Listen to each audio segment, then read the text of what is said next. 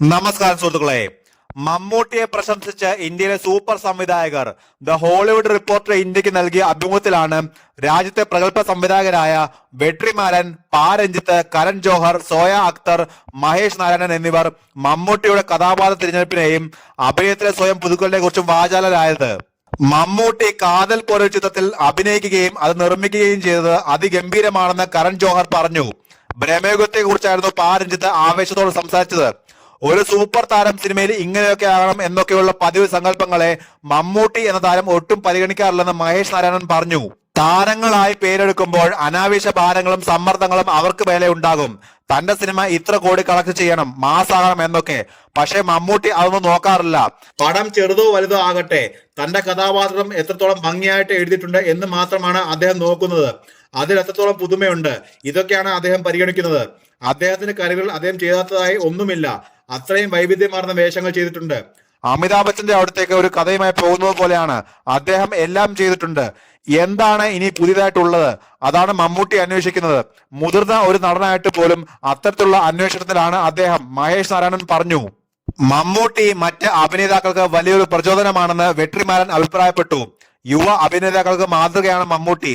അദ്ദേഹത്തെ പോലെ ആകാനുള്ള ആഗ്രഹം വളർന്നു വരുന്ന അഭിനേതാക്കളുടെ മനസ്സിലും ഉണ്ടാകുമെന്ന് വെട്രിമാരൻ പറഞ്ഞു. ഇത്രയും മത്സരാധിഷ്ഠിത ഇൻഡസ്ട്രി ആയിട്ടും മമ്മൂട്ടിക്ക് ഒട്ടും അരക്ഷിത ബോധമില്ലെന്ന് മഹേഷ് നാരായണൻ ചൂണ്ടിക്കാട്ടി. മമ്മൂട്ടിക്ക് ഒട്ടും അരക്ഷിതാവസ്ഥയില്ല. എന്റെ സിനിമയിൽ ഞാൻ വിശ്വസിക്കുന്നു, ഞാൻ ഇവിടെയുണ്ട് എന്നാണ് അദ്ദേഹത്തിന്റെ രീതി, മഹേഷ് നാരായണൻ പറഞ്ഞു. വൈവിധ്യമാർന്ന സിനിമകൾ തിരഞ്ഞെടുക്കുക മാത്രമല്ല, അത്തരം സിനിമകൾ നിർമ്മിക്കാനും മമ്മൂട്ടി മുന്നോട്ട് വരുന്നത് തികച്ചും മാതൃകാപരവും പ്രചോദനാത്മകവുമാണെന്ന് സംവിധായകർ അഭിപ്രായപ്പെട്ടു. മമ്മൂട്ടി കമ്പനി നിർമ്മിക്കുന്ന 7ാമത്തെ സിനിമയ്ക്ക് തുടക്കം. മമ്മൂട്ടി നായകനായി എത്തുന്ന ചിത്രത്തിൽ വിനായകനും ഒരു പ്രധാന വേഷത്തിൽ എത്തുന്നുണ്ട്. ജിതിൻ കെ ജോസ് ആണ് സംവിധാനം. ചിത്രത്തിന്റെ പൂജയും സ്വിച്ച് ഓൺ കർമ്മവും കഴിഞ്ഞ ദിവസം നടന്നു. ദുൽഖർ സൽമാൻ നായകനായി എത്തിയ കുറുപ്പ് എന്ന സിനിമയുടെ സഹരചയിതാവ് ആയിരുന്നു ജിതിൻ കെ ജോസ്. ചിത്രത്തിൽ മമ്മൂട്ടി പ്രതിനായക വേഷത്തിലാണ് എത്തുക എന്ന രീതിയിൽ വാർത്തകൾ പുറത്തു വന്നിരുന്നു. ഇക്കാര്യത്തിൽ ഔദ്യോഗിക വിശദീകരണങ്ങളോ സൂചനകളോ ഇതുവരെ വന്നിട്ടില്ല. എന്തായാലും വിനായകൻ മമ്മൂട്ടി കോംബോ വലിയ പ്രതീക്ഷകളാണ് സിനിമ ആസ്വാദകർക്ക് നൽകുന്നത്. നാഗർകോവിലാണ് ഷൂട്ടിംഗ് തുടക്കമാകുന്നതെന്നാണ് വിവരം. റോഷാക്ക്, നൻപകൽ നേരത്തെ മയക്കം, കണ്ണൂർ സ്ക്വാഡ്, കാതൽ, ടർബോ എന്നിവയാണ് മമ്മൂട്ടി കമ്പനിയുടെ ബാനറിൽ ഇതിനോടകം റിലീസ് ചെയ്ത സിനിമകൾ. ഗൗതം വാസുദേവ് മേനോൻ ചിത്രമാണ് റിലീസിന് ഒരുങ്ങുന്നത്. സുരേഷ് ഗോപി നായകനായി എത്തുന്ന സിനിമയും മമ്മൂട്ടി കമ്പനി നിർമ്മിക്കുന്നുണ്ട്.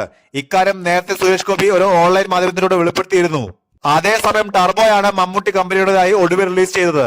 മമ്മൂട്ടി കമ്പനിയുടെ ആക്ഷൻ ചിത്രം കൂടിയായ ടർബോ അറബിയിലും മൊഴിമാറ്റം ചെയ്തിരുന്നു. രാജ്വി ഷെട്ടി പ്രതിനായക വേഷത്തിൽ എത്തിയ ചിത്രം ഏറെ പ്രശംസ പിടിച്ചു പറ്റിയിരുന്നു.